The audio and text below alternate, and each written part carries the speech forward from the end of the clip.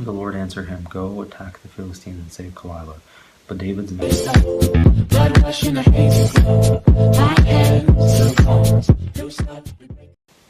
The Lord answered him, Go attack the Philistines and save Keilah. But David's men said to him, Here in Judah we are afraid. How much more then if we go to Keilah against the Philistine forces? Once again David inquired of the Lord, and the Lord answered him, Go down to Keilah, for I am going to give the Philistines into your hands. So David and his men went to Keilah, fought the Philistines, and carried off their livestock. He inflicted heavy losses on the Philistines and saved the people of Keilah. Now Abiathar, son of Ahimelech, had brought the ephod down, which with him when he fled to David at Keilah. Saul pursues David. Saul was told that David had gone down to Keilah, and he said, God has delivered him into my hands, for David has imprisoned himself by entering a town with gates and bars. And Saul called up all his forces for battle to go down to Keilah to besiege David and his men.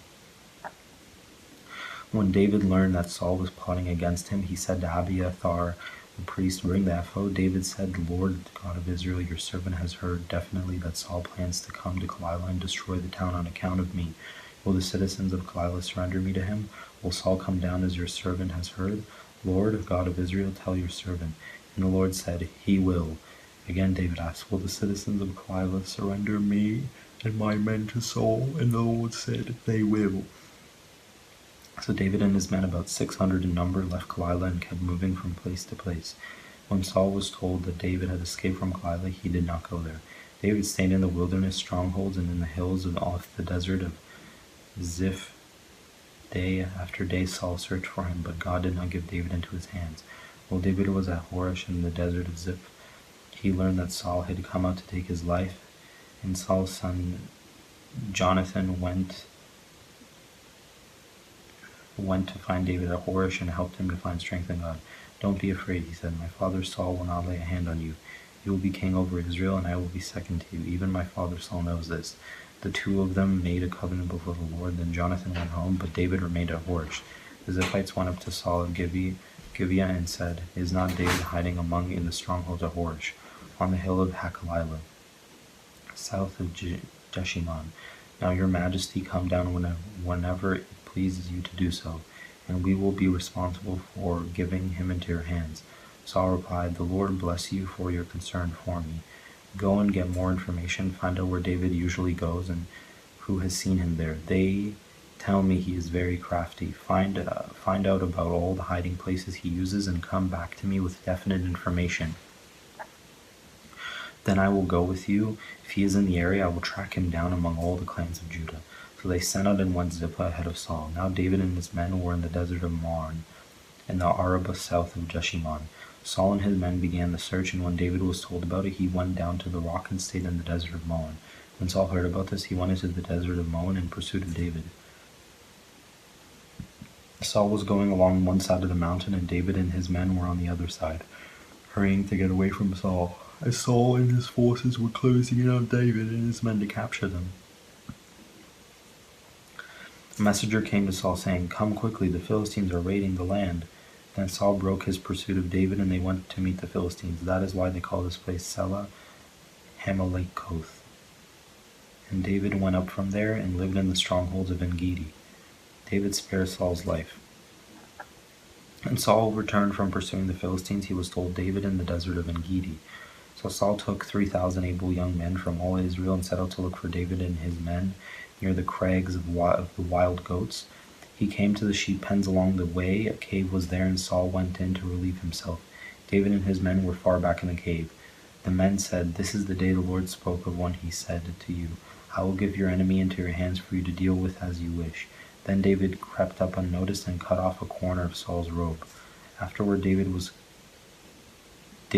conscience stricken for having cut off a corner of his robe. He said to his men, The Lord forbid that I should do such a thing to my master.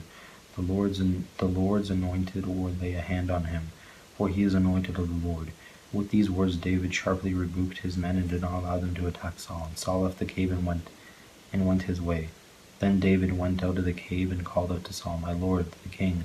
When Saul looked behind him, David bowed down and prostrated himself with his face to the ground. He said to Saul, Why do you listen when men say David is bent on harming you? This day you have seen with your own eyes how the Lord delivered you into my hands in the cave. Some urged me to kill you, but I spared you. I said, I will not lay a hand on my Lord, because he is the Lord's anointed. See, my father, look at this piece of your robe in my hand. I cut off the corner of your robe, but did not kill you. See that there is nothing in my hand to indicate that I am guilty of wrongdoing or rebellion. I have not wronged you, but you are hunting me down to take my life. May the Lord judge between you and me, and may the Lord avenge the wrongs you have done to me. But my hand will not touch you, as the old saying goes, from evildoers come evil deeds. So my hand will not touch you. Against whom has the king of Israel come out? Who are you pursuing? A dead dog, a flea? May the Lord be our judge and decide between us. May he consider my cause and uphold it. May he vindicate me from delivering me from your hand. When David finished saying this, Saul asked, Is that your voice, David, my son? And he wept aloud. You are more righteous than I, he said. You have treated me well, but I have treated you badly. You have just now told me about the good you did to me. The Lord delivered me into your hands, but you did not kill me. When a man finds his enemy, does he let him get away unharmed? May the Lord reward you well for the way you treated me today. I know that you will surely be king, and that the kingdom of Israel will be established in your hands.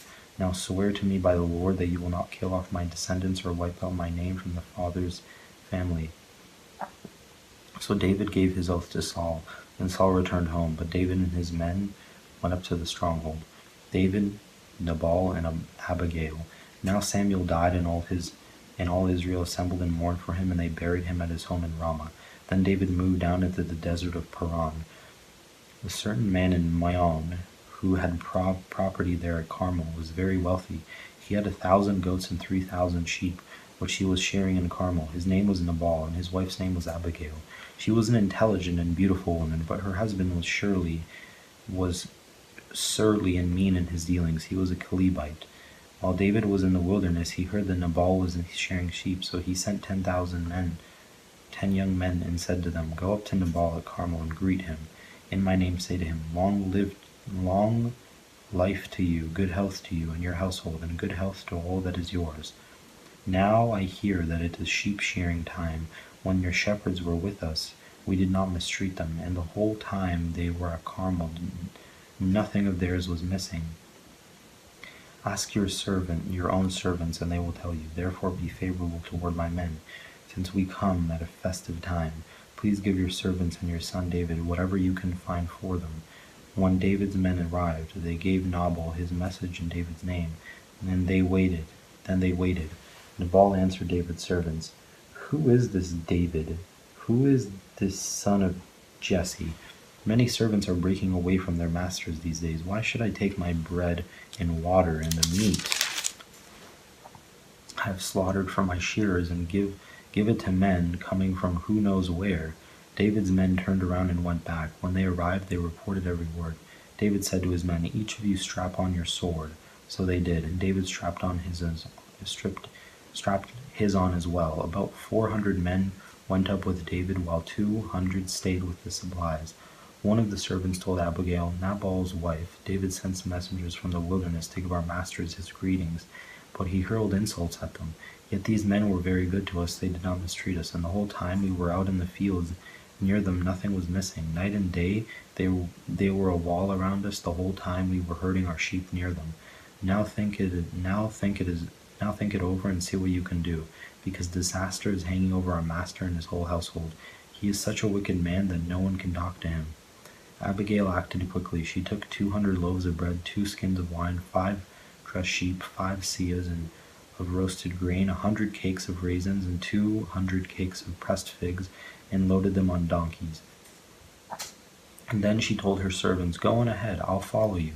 But she did not tell her husband Nabal. And she came riding her donkey into a mountain ravine. There were David and his men descending toward her, and she met them. David had just said, It's been useless, all my watching over this fellow's property in the wilderness, so that nothing of his was missing. He has paid me back evil for good. May God deal with David, be it ever so severely, if by morning I leave alive one male of all who belong to him. When Abigail saw David, she quickly got off her donkey and bowed down before David with her face to the ground. She fell at his feet and said, Pardon your servant, my lord, and let me speak to you. Hear what your servant has to say. Please pay no attention, my lord, to that wicked man Nabal. He is just like his name. His name means fool, and folly goes with him. As for me, your servant, I did not